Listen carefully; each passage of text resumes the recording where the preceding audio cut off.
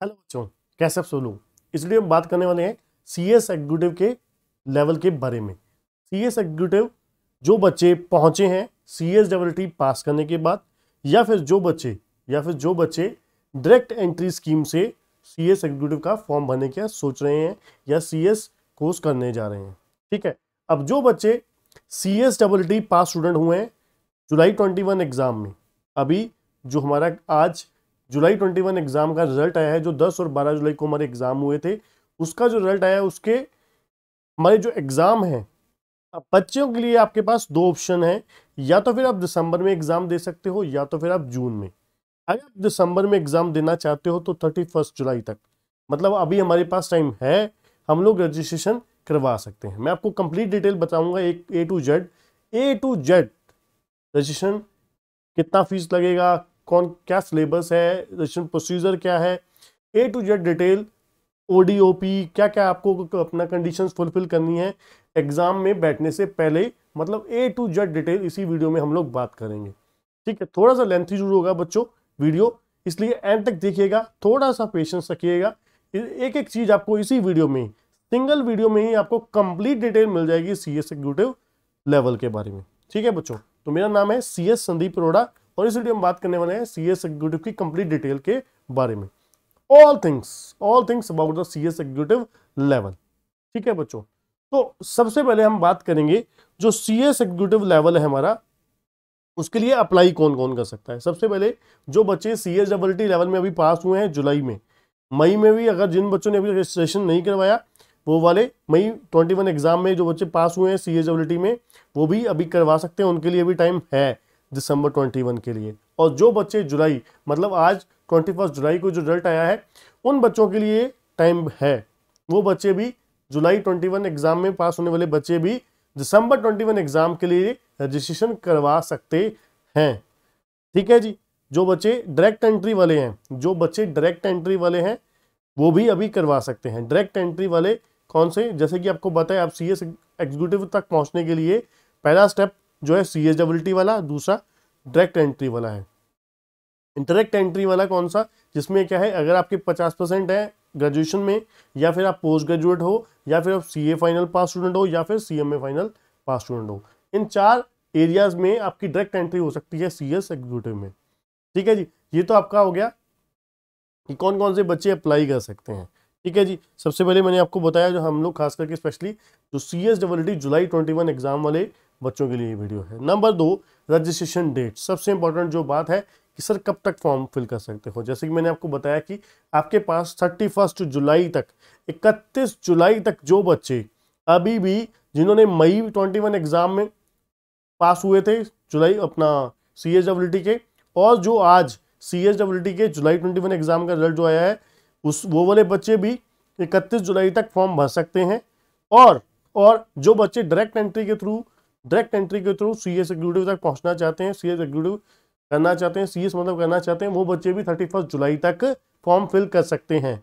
और वो बच्चे सिर्फ और सिर्फ एक ग्रुप के लिए दिसंबर 21 एग्जाम के लिए, दिसंबर 2021 के लिए एक ग्रुप के लिए एलिजिबल होंगे। दिसंबर 2021 के लिए एक ग्रुप के लिए बच्चों आप लोग एलिजिबल होंगे, दो ग्रुप के लिए नहीं। दूसरा ग्रुप सर कब दे सकते हैं, दूसरा ग्रुप बच्चों आप लोग अगले साल मतलब जून 2022 में आपके दूसरा ग्रुप का एग्जाम होगा। अब आपकी मर्जी होती है, एक ग्रुप के लिए देना चाहते हैं आप, एक ग्रुप पहला वाला दे सकते हैं, या दूसरा वाला देना चाहते हैं दूसरा वाला दे सकते हैं। ऐसा कोई कंडीशन नहीं होता कि पहले पहला देना है फिर दूसरा देना है, नहीं, ऐसा कुछ नहीं है। अगर आपको लगता है कि आपका प्रैक्टिकल स्ट्रांग है, क्योंकि सेकंड ग्रुप में प्रैक्टिकल ज़्यादा है, तो आप सेकंड ग्रुप पहले दे सकते हो। अगर आप देना चाहते हो पहला ग्रुप तो पहला ग्रुप, जैसे भी आपकी जो भी आपकी मर्जी है आप कर सकते हो।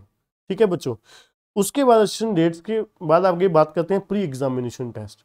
अब क्या होता है बच्चों, आपको एग्जाम फॉर्म फिल करने होते हैं, एग्जाम फॉर्म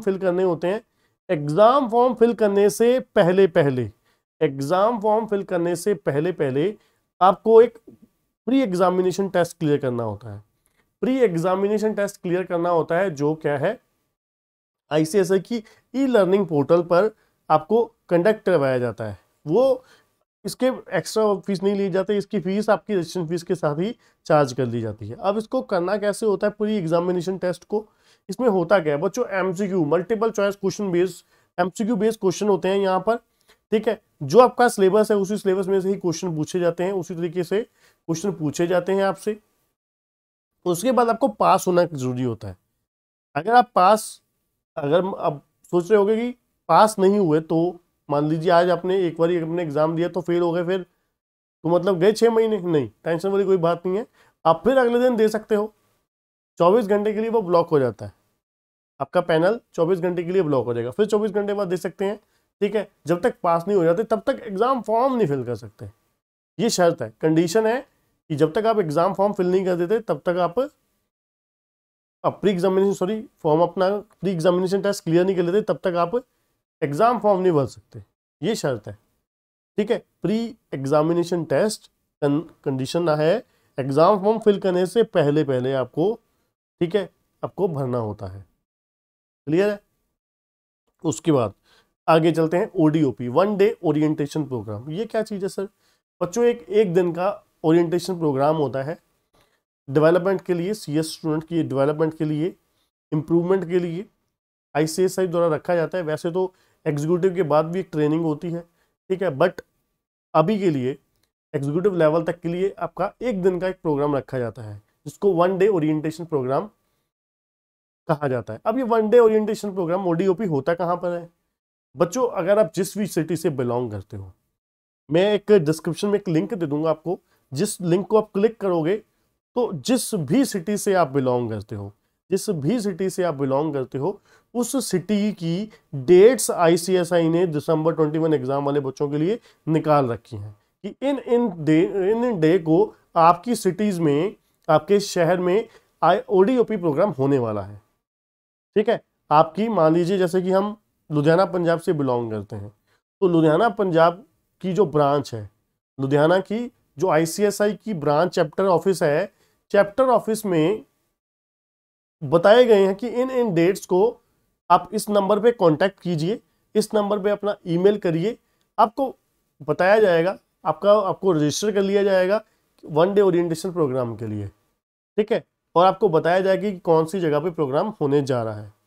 ठीक है जी, डेट्स फिक्स हैं पहले ही, आईसीएसआई ने, हेड ऑफिस ने डेट फिक्स कर दी गई हैं सभी ब्रांचेस के लिए। ठीक है, और आपको क्या है, वहां पर जहां पर आपके ब्रांच का नाम होगा उसके साथ ही उसी रो में ही कॉन्टैक्ट नंबर दिया होगा, जीमेल आईडी भी दी होगी, सब कुछ बताया होगा, इन डेट्स को ओडीओपी होने वाला है। ठीक है, मतलब 1 डे ओरिएंटेशन प्रोग्राम ये भी कंपल्सरी होता है, ओडीओपी भी कंपल्सरी होता है, just like pre examination test. यहाँ पर आपको कुछ करना नहीं है, बस जाके वहाँ पर पार्टिसिपेट करना है, वहाँ पर आपको प्रोग्राम को क्या करना है, पार्टिसिपेट। ठीक है बच्चों, ये भी कंपल्सरी है, इसको भी आप नॉलेज आपको होना चाहिए, पता होना चाहिए। ये नहीं कि आप जब आप एग्जाम फॉर्म फिल कर रहे हो तब आपको पता लगे कि ये क्या चीज़ है, फिर आप एलिजिबल नहीं रह जाओगे। ठीक है जी, इसका भी ध्यान रखिएगा। चलिए नेक्स्ट बात करते हैं रजिस्ट्रेशन फीस। अब रजिस्ट्रेशन फीस बच्चों, जो बच्चे जुलाई मतलब CSWD से पास आउट हैं उन बच्चों के लिए 10,100 रुपये, 10,100 रुपीज CS एग्जीक्यूटिव की फीस है। ठीक है, अब ये कैसे है, 8,500 आपके किस चीज के हैं, 8,500 आपकी रजिस्ट्रेशन फीस है, 1,000 रुपीज आपकी प्री एग्जामिनेशन टेस्ट की है, जो मैंने आपको बताया प्री एग्जामिनेशन टेस्ट क्या होता है। 8,500 रजिस्ट्रेशन की फीस है। उसमें क्या क्या है, उसमें बच्चों एक तो आपकी रजिस्ट्रेशन है, प्लस सॉरी उसके बीच में आपकी जो हार्ड कॉपी बुक्स आती हैं, आपकी 8 सब्जेक्ट हैं, CS एग्जीक्यूटिव के 8 सब्जेक्ट हैं, 8 सब्जेक्ट की आपको बुक्स दी जाएंगी, 8 सब्जेक्ट्स की आपको बुक्स दी जाएंगी, वो बुक्स इसी 8,500 के अंदर इंक्लूड है। ठीक है, प्लस मैंने आपको बताया 1,000 रुपीज प्री एग्जामिनेशन टेस्ट के, तो 9,500 हो गए। ये प्री एग्जामिनेशन टेस्ट का भी फंडा बता दिया आपको। 600 रुपये, 600 रुपीज आपको ओडीओपी के लिए जा रहे हैं। ठीक है, वो भी अब मैंने आपको बताया, तो कुल मिला के कितने हो गए, 10,100। एक 500 रुपये का आपकी सेक्रेटरी अपना CS की एक जर्नल होगी। ठीक है, वो मेंबरशिप आपकी ऑप्शनल होती है, मर्जी है, लेना चाहते हो ले सकते हो, नहीं लेना चाहते नहीं ले सकते। अदरवाइज आप वेबसाइट ICSI.edu से वेबसाइट से डाउनलोड भी कर सकते हो। ठीक है बच्चों, तो ये आपकी कुल मिला के रजिस्ट्रेशन फीस होती है 10,100 रुपये। अगर आप ऑप्शनल CS की जो मैगजीन है, मैगजीन अगर अपना लेना चाहते हो तो 10 या 600 हो जाएगी। जो बच्चे डायरेक्ट एंट्री वाले हैं उनके लिए 15,100 रुपये होती है, उनको 5,000 रुपये एक्स्ट्रा पे करने होते हैं CSEE की एग्जामिशन फीस, उनको CSEE की एग्जामिशन फीस अलग से पे करनी होती है। ठीक है बच्चों, तो ये हो गया रजिस्ट्रेशन फीस के बारे में। उसके बाद बच्चों पासिंग क्राइटेरिया क्या होता है। एग्जीक्यूटिव में भी बच्चों पासिंग क्राइटेरिया वही CSEE वाला है।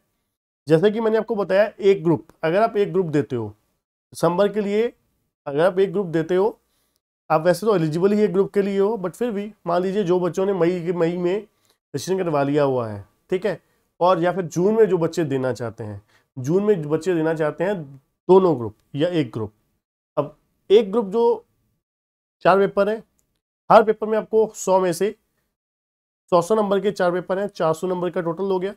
हर सब्जेक्ट में आपको 40% चाहिए, 40% आपको हर सब्जेक्ट में चाहिए, तो टोटल हो गया आपका देखा जाए तो 160। बट आपको एग्रीगेट कितना होना चाहिए, 50%, मतलब एग्रीगेट आपका 200 मार्क्स होना चाहिए। एग्रीगेट आपको 400 में से 200 लेने हैं, कम से कम हर सब्जेक्ट में 40 मार्क्स आने ही चाहिए। क्लियर है जी।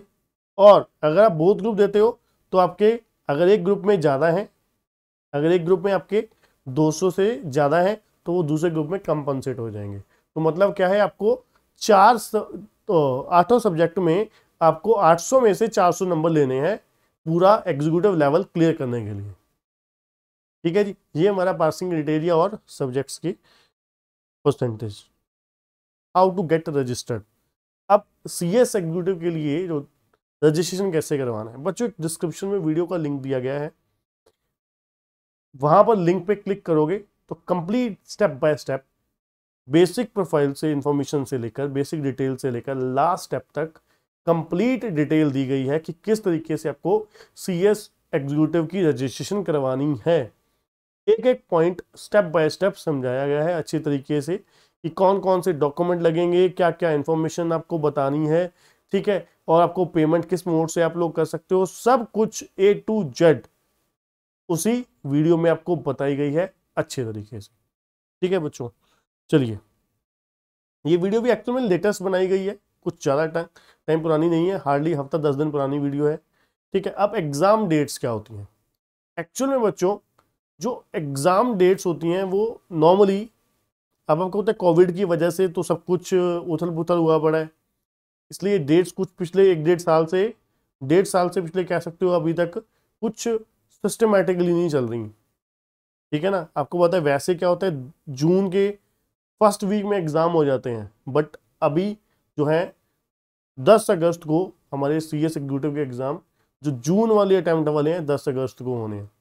ठीक है जी, अब भगवान को पता कि दिसंबर में कोविड की सिचुएशन इम्प्रूव होती है या फिर आगे जाके भी थर्ड वेव का कुछ पंगा पड़ता है, प्रॉब्लम आती है या नहीं। ठीक है ना, तो इसलिए वैसे नॉर्मली आपका 2nd या 3rd वीक दिसंबर के मिडल, मतलब 20-21 से शुरू हो जाते हैं और लास्ट वीक से पहले पहले खत्म हो जाते हैं। मतलब आप कह सकते हो 20 से 30 दिसंबर के बीच बीच में एग्जाम नॉर्मली होते हैं। ठीक है जी, नॉर्मली 20 से 30 दिसंबर के बीच में एग्जाम CS एग्जीक्यूटिव लेवल के होते हैं। अब एग्जाम फॉर्म जो है ये आपका नेक्स्ट मंथ में आ जाएंगे। एग्जाम फॉर्म आपके नेक्स्ट मंथ में आपके आ जाएंगे। ICSI की तरफ से आपको SMS भी किया जाएगा, ईमेल भी करी जाएंगी। ठीक है, अगर आप हमारे चैनल पे सब्सक्राइब किया हुआ है तो हम आपको नोटिफाई करते रहते हैं टाइमली मैनर में। ठीक है, हर चीज़ के लिए, तो चैनल को सब्सक्राइब और बेल आइकन जरूर दबा लीजिएगा। ठीक है, जिससे क्या है आपको इन्फॉर्मेशन टाइमली मैनर में मिलती रहे और आप अपडेट रहें। ठीक है बच्चों, एग्जाम डेट के बाद बच्चों बात करते हैं हम next mode and pattern of exam. CSEE जो बच्चे पास आउट हैं उनको तो पता है अभी तक जो आपका जो मोड था एग्जाम का वो क्या था, ऑनलाइन प्रॉक्टर्ड मोड था। आपने घर बैठे बैठे लैपटॉप पे या कंप्यूटर पे वेबकैम के थ्रू आपने एग्जाम दिए। बट एग्जीक्यूटिव में ऐसा नहीं है। एग्जीक्यूटिव में आपको एक सेंटर अलॉट होगा, आप अपना कोई भी मान लीजिए, जैसे मैं बोल रहा हूँ कि लुधियाना पंजाब से हम बिलोंग करते हैं तो लुधियाना सेंटर हमने एज ए स्टूडेंट मैंने मान लीजिए सेलेक्ट कर लिया एग्जाम फॉर्म में मैंने सेंटर सेलेक्ट कर लिया लुधियाना। अब सेंटर से कॉलेज वहाँ पे बताया ICSI की तरफ से मुझे रोल नंबर अलॉट किया जाएगा, उस रोल नंबर में बताया जाएगा कि कौन से सेंटर में एग्ज़ाम मेरे होने हैं, कौन से सेंटर में एग्ज़ाम होने हैं, मतलब कौन सी जगह में, कौन से कॉलेज में एग्ज़ाम होने हैं। वहाँ पर मतलब क्या है, जैसे आपके नॉर्मली एग्ज़ाम होते थे वैसे ही यहाँ पर एग्जीक्यूटिव लेवल के होंगे। ठीक है जी। पैटर्न क्या है, आपके 2 ग्रुप हैं, 2 ग्रुप में आपके 5 सब्जेक्ट हैं वो रिटर्न है, 5 सब्जेक्ट जो हैं वो रिटर्न है, और 3 क्या है ऑब्जेक्टिव, ऑब्जेक्टिव टाइप है जैसे आपके CSEE में होते थे। 5 सब्जेक्ट कौन कौन से हैं, पेपर 1 है, पेपर 2 है, पेपर 3 है, ठीक है, पेपर 6 है, पेपर 7 है। ये 5 सब्जेक्ट आपके क्या है सब्जेक्टिव है, और paper 4, paper 5, paper 8 tax law, CMA, FSM ये MCQ बेस है, ये मेरे पास होते हैं, मैं अपना पढ़ाता हूँ हमारे KCC ट्यूटोरियल में। ठीक है, और सब्जेक्टिव राइटिंग में जैसे आपको पता ही है, और MCQ multiple choice question base हो गए जिसमें क्या है 1 मार्क के आपको 100 क्वेश्चन आते हैं। ठीक है, सिलेबस में हम बात करते हैं इसी चीज के ऊपर। नेक्स्ट है सिलेबस, CS एग्जीक्यूटिव का सिलेबस, सब्जेक्ट वाइज सिलेबस। चलिए हम बात करते हैं न्यू सिलेबस, जो लेटेस्ट सिलेबस है दिसंबर 21 एग्जाम के लिए।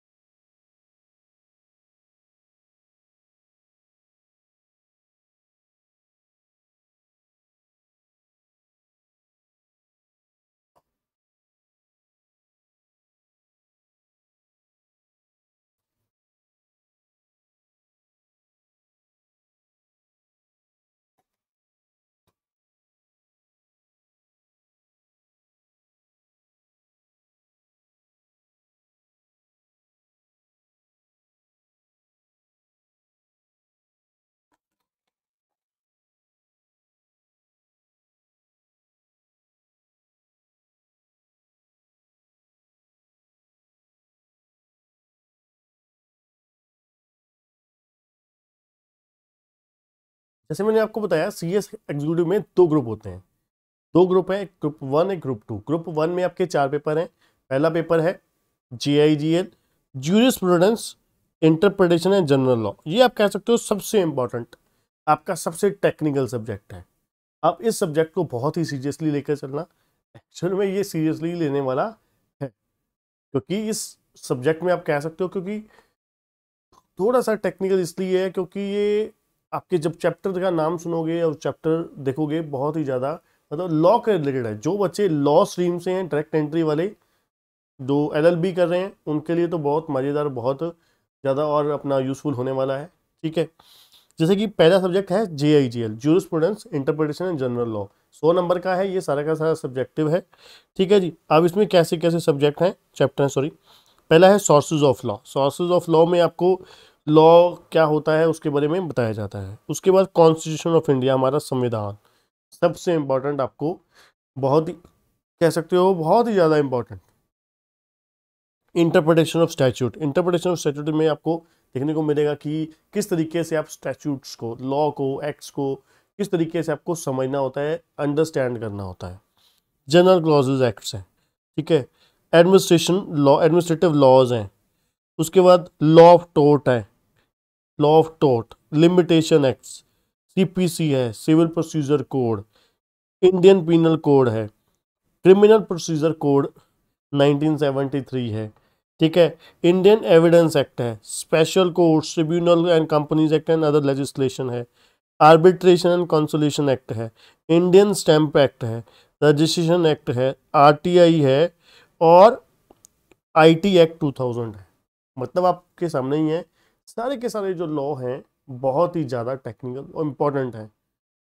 ठीक है, इसलिए ये सब्जेक्ट मैं आपको कह रहा था कि सबसे ज़्यादा आप कह सकते हो सेंसिटिव सब्जेक्ट, और आपको सीरियसली लेने वाला सब्जेक्ट, टाइम कंज्यूमिंग, और आपका बहुत ही ज़्यादा एक माइंड, आपको बहुत ज़्यादा आपको प्रेशर करने वाला, प्रेशराइज करने वाला। मैं आपको डरा नहीं रहा, अवेयर कर रहा हूँ कि ये एक्चुअल में सब्जेक्ट हमें भी, मुझे भी, ठीक है, क्योंकि जो बच्चे थ्योरेटिकली स्ट्रांग है, मतलब थ्योरी उनको बहुत पसंद है, उनके लिए तो बहुत मज़ा आने वाला है। मैं थोड़ा सा थ्योरी को पसंद नहीं करने वाला हूँ, मैं प्रैक्टिकल पसंद आदमी हूँ इसलिए सारे सब्जेक्ट्स भी जब से मैं अपना टीचिंग लाइन में हूँ, पिछले 10-11 साल से प्रैक्टिकल में ही टीचिंग लाइन में हूँ, और मुझे वैसे भी अपने टाइम पे प्रैक्टिकल ही पसंद थे। ठीक है, तो आपके ये सारे सब्जेक्ट आपके पहला सब्जेक्ट GIGL के सभी चैप्टर थे। दूसरा आते कंपनी लॉ, सबसे फेवरेट, सबसे मज़ेदार, आपका हर CS स्टूडेंट का सबसे फेवरेट सब्जेक्ट होता है कंपनी लॉ। अब कंपनी लॉ में पहले आपको इंट्रोडक्शन आप देख लीजिए ना, CSWT में भी आपको कितना कंपनी लॉ पढ़ने को मिल गया। ठीक है, तो आप सोचिए एग्जीक्यूटिव और फाइनल में कितना होगा, कितना मज़ा आने वाला है, क्योंकि इंटरेस्टिंग है। एक्चुअल में आपको ये बोधित करने वाला नहीं है यहाँ पर सब्जेक्ट जो है, ये आपको कंपनी लॉ मज़ा आएगा यहाँ पर करके, आप एंजॉय करोगे। ठीक है, इंटरेस्टिंग है, इसलिए इसको फील करना, इस सब्जेक्ट को बिल्कुल डीप में पढ़ना, अच्छे से पढ़ना जहाँ भी पढ़ोगे। ठीक है, तो इंट्रोडक्शन टू कंपनी लॉ है, शेयर्स एंड शेयर कैपिटल है, members and shareholders, debt instruments आ जाता है जी। अब देखिए यहाँ पर किस तरीके से है, पहला पार्ट 1 है 50 नंबर का, principles, company law principles and concepts. Debt instruments आ गया, इधर चार्जेस आ गया, डिस्ट्रीब्यूशन ऑफ प्रॉफिट्स, CSR हो गया, अकाउंट्स ऑडिट एंड ऑडिटर आ गया, उसके बाद ट्रांसपेरेंसी एंड डिस्क्लोजर्स रिपोर्ट आ गया, inter corporate loan, investment and guarantee and related party transactions आ गया, यहाँ पर रजिस्टर एंड रिकॉर्ड्स आ गया, ओवरव्यू ऑफ कॉर्पोरेट रीऑर्गेनाइजेशन, मतलब का मतलब होता है अमलगामेशन वगैरह। ठीक है, उसके बाद इंट्रोडक्शन टू MC और फाइलिंग ऑफ XBRL रिपोर्ट्स। ठीक है, और 14 नंबर पे है global trends and development in the company law, ये आपके 50 नंबर में आ जाते हैं। और 40 नंबर में ये बड़ा इंपॉर्टेंट टॉपिक है company law administration and meetings, मतलब आपको किस तरीके से CS बनने के बाद कंपनी की एडमिनिस्ट्रेशन को देखना होगा और मीटिंग्स को। Board constitution and its power आ गया, डायरेक्टर क्या होता है जी, KMP क्या होते हैं जी, उनकी रेम्युनरेशन के बारे में, और मीटिंग्स ऑफ बोर्ड्स और कमेटी, GM आ गया, GM के बारे में सब कुछ, जनरल मीटिंग्स आपकी आ गई, AGM EGM। ठीक है, उसके बाद वर्चुअल मीटिंग, लास्ट में वर्चुअल मीटिंग आ जाएगा। ये आपका 40 मार्क्स का था, और 10 मार्क्स का आपका 50 मार्क्स का पहला सेक्शन था, B सेक्शन 40 का 90 हो गया, प्लस 10 बचा। CS एज ए प्रोफेशन, आपको CS एज ए प्रोफेशन क्या क्या करना है, क्या क्या सीखना है, वो चीज़ें आपकी आ जाती हैं। ठीक है, ये आपका, हाँ जी, थर्ड सब्जेक्ट है हमारा SBEC। SBEC आपका बहुत कह सकते हो सिंपल, बहुत ही मज़ेदार सब्जेक्ट है। अब सिंपल और मज़ेदार मैं इसलिए कह रहा हूँ क्योंकि आप मान के चलिए, अगर आपकी कंपनी लॉ पे अच्छे से कमांड हो जाती है, कंपनी लॉ पे अच्छे से आप पकड़ बना लेते हो, तो SBEC आपका बहुत अच्छे तरीके से प्रिपेयर है। तो इसलिए पहले अगर आप सेल्फ स्टडी कर रहे हो, तो पहले आप कंपनी लॉ करोगे, देन आप SBEC करोगे, तभी आपका अच्छे से सिलेबस हो पाएगा। ठीक है, तो इसमें SBEC में सबसे पहले नंबर पे क्या है, चॉइसेस ऑफ बिजनेस ऑर्गेनाइजेशन, बहुत ही सिंपल आसान चैप्टर है। देन कंपनी है, कंपनी में अब आप देख लीजिए, जो आप लोग कंपनी लॉ में पढ़ के आए वही सारी चीज़ें इस चैप्टर में आ गई। उसके बाद चार्टर्ड डॉक्यूमेंट कौन कौन से होते हैं, जब आप कंपनी लॉ करके हट चुके होगे तो आप देखने की तक की जरूरत नहीं पड़ेगी। उसके बाद आ जाएगा legal status of registered companies, LLP आ जाएगा जी, other forms of business organisation, जी आपको काफ़ी सारी अपने पहले भी पढ़ रखी हैं, proprietorship, HUF, multi cooperative society. ठीक है, उसके बाद NPO आ जाएगा या एंड NGOs, FSO आ गया, स्टार्टअप अपने CSWT में थोड़े से बहुत ही पढ़ रखे हैं। उसके बाद joint ventures, setting up of business entity outside India, और conversion of existing business entities, ये आपका आ गया। ये कितने मार्क्स में, 40 मार्क्स में A यूनिट आ गया। B आपका 35 मार्क्स का आपका आ जाता है रजिस्ट्रेशन, लाइसेंसेज एंड कंप्लायंसेस। अब इसमें 35 में क्या क्या है, various initial registration and licences आ जाता है, maintenance of register and record आ जाता है, identifying the law applicability to the various industries and initial compliances आ जाता है, IPRs आ जाता है, compliances under the labour law आ जाता है, compliance related to the environmental law आ जाता है। ये सारे आपको लॉ पढ़ने को मिलेंगे यहाँ पर। और लास्ट जो 25 मार्क्स का बचता है, ये बहुत ही देखा जाए थोड़ा सिलेबस है, बहुत लिमिटेड सा सिलेबस है, ये बहुत ज़्यादा स्कोरिंग है। Dormant company, strike off, restoration, ठीक है, इंसॉल्वेंसी रिजोल्यूशन प्रोसेस, ये सब कुछ गिनती के 3 चैप्टर आपके कितने नंबर के हैं, 25 नंबर के हैं। ठीक है, ये हमारा था सब्जेक्ट नंबर 3। अभी तक पेपर 1, 2, 3 तीनों के तीनों आपके क्या है, सब्जेक्टिव टाइप है। रिटर्न आपके होंगे 100 मार्क्स के। ठीक है जी। और चौथा पेपर होता है आपका tax law. Tax law paper आपका 2 पार्ट्स में डिवाइड है, direct tax, indirect tax. Direct tax में आपका आ जाता है इनकम टैक्स।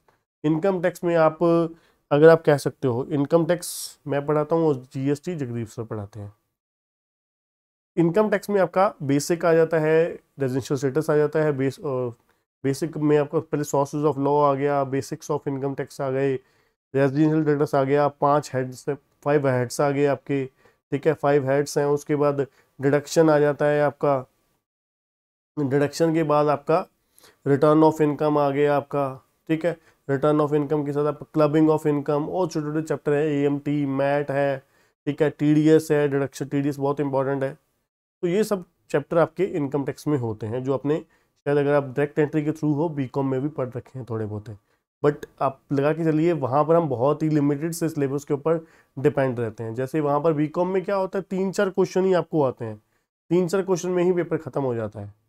ठीक है ना, यहाँ पर तो समझ के चलिए पूरे सिलेबस में से आपको क्वेश्चन आने वाला है, क्योंकि पेपर नंबर 4 जो है एमसीक्यू बेस्ड है, multiple choice question based paper होने वाला है।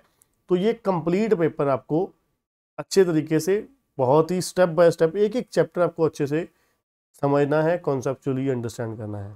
ठीक है, यहाँ पर फर्क समझिए, बीकॉम में आप करते थे तो आपके 15-15 नंबर के क्वेश्चन होते थे वहाँ पर, यहाँ पर आपको 1-1 नंबर के क्वेश्चन आने। तो इसलिए यहाँ पर बड़े बड़े क्वेश्चंस करने की कोई जरूरत नहीं है, कोई दरकार नहीं है किसी तरीके की। इसलिए छोटे छोटे क्वेश्चन पे ही फोकस करिए, बेसिक क्वेश्चन पे ही, बेसिक कॉन्सेप्ट क्लैरिटी पे ही फोकस करिए। ठीक है जी। उसके बाद अगर आए जीएसटी इनडायरेक्ट टैक्स, 50 मार्क्स का, इसमें 2 है, कस्टम है और एक जीएसटी है। कस्टम बहुत बेसिक सा रखा हुआ है, जिसमें आपको 3 से 5 नंबर का आता है। बाकी 45 मार्क्स का आप कह सकते हो क्या आता है, जीएसटी आता है। अब जीएसटी में आपको जीएसटी एट ए ग्लांस आ जाता है, बेसिक्स ऑफ जीएसटी आ जाएंगे, डेफिनेशंस वगैरह। ठीक है, उसके बाद time of supply, value of supply, place of supply, ठीक है, आईटीसी आ जाएगा और प्रोसीजरल कंप्लायंसेस आ जाएगी आईटीसी की, और आईजीएसटी, यूटीजीएसटी आ जाएगा। ठीक है, ये सब कुछ आ जाएगा आपको। और कस्टम में मैंने आपको बताया बेसिक्स आपकी आ जाएंगे यहाँ पर। तो ये था हमारा सब्जेक्ट नंबर 4, पूरा 100 नंबर का है, एमसीक्यू बेस है। ठीक है, पूरा ग्रुप आपका पहला बन जाता है ये 4 सब्जेक्ट के साथ। अब चलिए आते हैं पेपर नंबर 5 के ऊपर, कॉर्पोरेट एंड मैनेजमेंट अकाउंटिंग। ये आपका 2 सेक्शन में, कॉर्पोरेट अकाउंटिंग, दूसरा मैनेजमेंट अकाउंटिंग। ठीक है जी। कॉर्पोरेट अकाउंटिंग आपकी कितने मार्क्स की है, 60 मार्क्स की है। ठीक है, अब कॉर्पोरेट अकाउंटिंग में आपको बहुत ही मज़ेदार सिलेबस आपका होने वाला है। जैसे कि इसमें पहले आ जाएगा introduction to corporate accounting, share capital आ जाएगा। शेयर कैपिटल में, शेयर कैपिटल नहीं है खाली, शेयर कैपिटल में आपको बहुत कुछ देखने को मिलेगा। शेयर कैपिटल में पहले नंबर पे शेयर कैपिटल, नंबर 1। नंबर 2 आपका आ जाएगा बोनस एंड राइट इशू आ जाएगा। नंबर 3 आपका ईसॉप आ जाएगा। नंबर 4 आपका अंडर रेटिंग आ जाएगा। नंबर 5 आपका रिडम्पशन, रिडम्पशन आ जाएगी किस चीज़ की, रिडम्पशन ऑफ प्रेफरेंस शेयर और बायबैक ऑफ शेयर। मतलब शेयर कैपिटल में आपके कौन कौन से चैप्टर हो गए, शेयर कैपिटल हो गया, बायबैक हो गया, रिडम्पशन ऑफ प्रेफरेंस शेयर हो गया, बोनस एंड राइट इशू हो गया, ठीक है, अंडर रेटिंग हो गया। ठीक है ना, इतने सारे चैप्टर आपके शेयर कैपिटल में ही आ गए। उसके बाद डिबेंचर्स, डिबेंचर्स में आपके इशू और रिडम्पशन दोनों आते हैं। उसके बाद एस्पेक्ट्स, ईसॉप, बायबैक, ये फिर अंडर रेटिंग एंड डिबेंचर्स। ठीक है, ये वही चीज़ें आ गई आपकी, सेम ही है, कुछ अलग नहीं है। उसके बाद फाइनेंशियल स्टेटमेंट एंड इंटरप्रिटेशन, मतलब फाइनल अकाउंट आ जाएगा। फाइनल अकाउंट के बारे में आपको यहाँ पर इतना ज़्यादा सीरियसली लेने की जरूरत नहीं है। यहाँ पर आप सिंपल बेसिक परफॉर्मा दिखिए यहाँ पर, क्योंकि इतने लेंथी क्वेश्चन आएंगे नहीं, क्योंकि फाइनल अकाउंट में एक्चुअल में क्या होता है, आपको परफॉर्मा ही देखा होगा आपने, जब आपने बीकॉम में अगर कर रखा है तो वहाँ पर परफॉर्मा ही होता था। कंपनी का फाइनल अकाउंट बनाने का परफॉर्मा ही मेन होता था। अब यहाँ पे परफॉर्मा हमें आ नहीं सकता, इसलिए आपको ज़्यादा से ज़्यादा पूछ सकते हैं कि ये आइटम कहाँ पर आती है। ठीक है ना, मान लीजिए शेयर फॉरफीचर की अमाउंट दे दी, बताइए आप कौन से ये शेड्यूल में आएगी, शेयर कैपिटल में आएगी, रिजर्व एंड सरप्लस में आएगी, अपना करंट लायबिलिटी में, नॉन करंट लायबिलिटी में कहाँ पर आएगी, ठीक है ना, इस तरीके से पूछेंगे। उसके बाद कंसोलिडेशन, कंसोलिडेशन आपको बहुत बेसिक्स, आपको बहुत ज़्यादा बेसिक्स आने वाले हैं। रीज़न क्या है, कंसोलिडेशन में एक आपको याद होगा, जब ओल्ड सिलेबस अगर आपने देखा हुआ है वहाँ पर आपको हर बार 8 या 9 नंबर का क्वेश्चन फिक्स होता था कंसोलिडेशन का। इंस्टीट्यूट का सबसे फेवरेट क्वेश्चन होता था जब सब्जेक्टिव होता था। अब ऑब्जेक्टिव हो गया, इसलिए इसमें अपने आने के चांसेस बहुत ज़्यादा मिनिमम हो जाते हैं, क्योंकि चैप्टर का स्ट्रक्चर ही ऐसा है, यहाँ पर पॉसिबिलिटी नहीं है, ठीक है जी। उसके बाद CFR है, छोटा सा चैप्टर है। कैश फ्लो बहुत ज़्यादा इंपॉर्टेंट है। AS जस्ट आपको बेसिक नंबर्स आपको याद रखने हैं, ठीक है। और IFRS वगैरह ये भी आपको जस्ट बेसिक 1-2 नंबर है, पर आपको इसको पढ़ नहीं सकते, क्योंकि इतना कुछ है AS में। अगर आप CA और CMA कोर्स के बारे में थोड़ा बहुत जानते हो तो वहाँ पर आप कह सकते हो कि CA इंटरमीडिएट लेवल पर ही कम से कम 60-70 नंबर के AS आते हैं, ठीक है ना। और 2 पार्ट्स में डिवाइड किए गए हैं, ग्रुप 1 में, ग्रुप 2 में, इसलिए इसमें आप छोड़ दीजिए, ये आप करना ही नहीं है, ठीक है। उसके बाद 40 नंबर में आई थी मैनेजमेंट अकाउंटिंग। इसमें क्या गया, कोस्ट, इंट्रोडक्शन टू कोस्ट आ गया, मटेरियल, लेबर, ओवरहेड्स, ये इनकी बेसिक इन्फॉर्मेशन है। सिर्फ आपको कोस्ट शीट करना है, इंट्रोडक्शन टू कोस्ट करना है। उसके बाद कोस्ट ऑडिट आ जाता है। बजटरी कंट्रोल बहुत इंपॉर्टेंट है। रेशियो एनालिसिस बहुत इंपॉर्टेंट है। MIS एक थ्योरेटिकल थ्योरी का छोटा सा चैप्टर है। Decision making tool, marginal costing, marginal costing बहुत इंपॉर्टेंट है। मार्जिनल कोस्टिंग बहुत अच्छे से करना है। सेकंड यूनिट में मान के चलिए मार्जिनल कोस्टिंग, बजटरी कंट्रोल, आपका रेशियो एनालिसिस, ये आपका बहुत अच्छे पकड़ होनी चाहिए। मार्जिनल कोस्टिंग, रेशियो और बजटरी कंट्रोल, ठीक है ना। और रेशियो, हाँ रेशियो बोल दिया मैंने। और valuation of share, valuation of share, in 4 chapter पे आपकी बहुत अच्छे से पकड़ होनी चाहिए, ठीक है जी। उसके बाद वैल्यूएशन, शेयर बेस्ड पेमेंट आ जाता है। और intangible asset valuation of goodwill आ गया यहाँ पर, ठीक है। Method of valuation of goodwill, वही चीज़ आ गई। मतलब कुल मिला के मोटे मोटे चैप्टर कौन से हुए यहाँ पर जो बहुत अच्छे से करने वाले हैं, valuation of goodwill, valuation of share, ratio, marginal costing, budgetary control, ठीक है जी। ये आपका सेकंड 40 नंबर का हो गया, टोटल पेपर नंबर 5 हो गया। अब अगर बात करें 6 आपका सिक्योरिटी लॉ है। सिक्योरिटी लॉ आपका 2 सेक्शन में डिवाइडेड है, 70 और 30। 70 में क्या क्या है, सैक्रा आ जाएगा, सेबी आ जाएगा, सेबी बहुत इंपॉर्टेंट है आपके लिए, डिपॉजिटरी आ जाएगा, सेबी ICDR आ जाएंगे, सेबी LODR आ जाएंगे, SEBI substantial of share and take over आ जाएगा, डी लिस्टिंग आ जाएगा सेबी का, SEBI share base employ benefit आ जाएगा, स्वेट इक्विटी शेयर आ जाएंगे, ठीक है। इनसाइडर ट्रेडिंग है, म्यूचुअल फंड बहुत इंपॉर्टेंट है, CIS आ जाएगा और ओम्बड्समैन आ जाएगा, ठीक है जी। बहुत ही मज़ेदार, बहुत ही इंटरेस्टिंग, मेरा थ्योरी में सबसे एग्रीड में अपना फेवरेट सब्जेक्ट रहा था, इसलिए समझ के लिए बहुत मज़ेदार सब्जेक्ट है ये, इसको अच्छे से पढ़िएगा। और उसके बाद 30 मार्क्स में कैपिटल मार्केट एंड इंटरमीडिएरी बहुत लिमिटेड से चैप्टर हैं, प्राइमरी मार्केट, सेकेंडरी मार्केट और सिक्योरिटी मार्केट इंटरमीडिएरीज, ठीक है जी। चैप्टर सब्जेक्ट नंबर 7 ये बहुत लेंथी होने वाला है आपके लिए। EBCL, economic business and commercial loss, ये बहुत लेंथी होने वाला है। अब इसमें पहला यूनिट है फेमा का, फेमा एंड NBFC। फेमा में क्या क्या आ जाता है, RBI आ जाएगा, फेमा आ जाएगा, foreign exchange regulations and compliances आ जाएंगी, फॉरेन कंट्रीब्यूशन एक्ट आ जाएगा, FDI आ जाएगा, ओवरसीज डायरेक्ट इन्वेस्टमेंट आ जाएंगी, LRS आ जाएगा, ECB आ जाएगा, FTP आ जाएगा, NBFC आ जाएगा और SEZ आ जाएगा, ठीक है जी। और 25 नंबर में कंपटीशन लॉ, सबसे बढ़िया, सबसे स्कोरिंग इस सब्जेक्ट का एरिया कंपटीशन लॉ, ठीक है जी।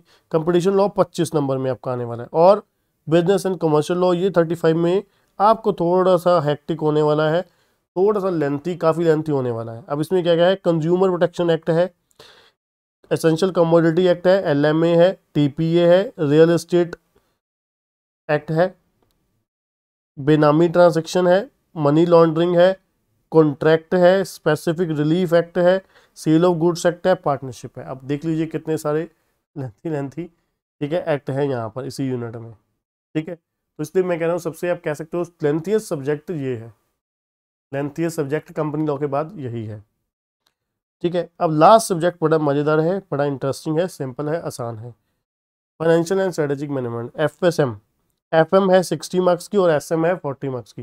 FM पूरा प्रैक्टिकल है और SM थ्योरी है। FM में क्या क्या आ जाता है, अब आपका इंट्रोडक्शन आ जाती है, कैपिटल बजटिंग आ जाएगा, कैपिटल स्ट्रक्चर आ जाएगा, ठीक है, और आपका ये आपका कॉस्ट ऑफ कैपिटल आ जाएगा, प्रोजेक्ट फाइनेंस है, ये आपका पूरा थ्योरी बेस्ड है, ठीक है, डिविडेंड पॉलिसी आ जाएगा, वर्किंग कैपिटल आ जाएगा, वर्किंग कैपिटल में आपका working capital finance, inventory management, cash management, ठीक है, ये आ जाएगा आपका सारा, और रिसीवेबल मैनेजमेंट आ जाएगा। उसके बाद सिक्योरिटी एनालिसिस और पोर्टफोलियो मैनेजमेंट, ठीक है जी। सारा सिलेबस FM का बहुत मज़ेदार है, SM का भी बहुत मज़ेदार है। इंट्रोडक्शन टू मैनेजमेंट जो आपने +1 +2 में मैनेजमेंट के बारे में पढ़ रखा है वो सब कुछ आ जाता है। फिर introduction to strategic management, strategic management क्या होती है, किस पे स्ट्रेटेजी बनाई जाती है। उसके बाद business policy and formulation of functional strategy, strategic analysis and planning क्या होता है, इम्प्लीमेंटेशन एंड कंट्रोल और एनालिसिस, स्ट्रेटेजिक एज। ये हमारा पूरा CS एग्जीक्यूटिव का सिलेबस था सभी सब्जेक्ट्स का, ठीक है। पेपर नंबर 5, 4, 5, 6 और 8 ये सब्जेक्ट हमारे MCQ हैं, बाकी सब्जेक्टिव हैं। तो बच्चों ये थी हमारी CS एग्जीक्यूटिव की कंप्लीट डिटेल दिसंबर 21 एग्जाम के लिए, और जो बच्चे CSWT जुलाई में पास हुए हैं उनके लिए स्पेशली ये वीडियो था। अगर आपको वीडियो पसंद लगा, वीडियो को लाइक जरूर करिएगा, चैनल को सब्सक्राइब करना, बेल आइकन दबाना मत भूलिएगा। अगर आप किसी तरह की क्लासेस बाय करना चाहते हैं एग्जीक्यूटिव की तो ऊपर दिए गए नंबर पर आप क्लासेस बाय कर सकते हैं, ठीक है, और डिस्क्रिप्शन में लिंक भी दिया गया है। अगर आप लाइव क्लासेस ज्वाइन करना चाहते हैं 100%, ठीक है, तो वो भी उसके डिस्क्रिप्शन में लिंक दिया गया है, या फिर आप ऊपर दिए गए नंबर पर, स्क्रीन पे नंबर आपको दिखाई दे रहा होगा, वो नंबर पे आप कॉल करके या व्हाट्सएप करके पूछ सकते हैं। तो आज के लिए इतने बच्चों, थैंक यू, गुड बाय।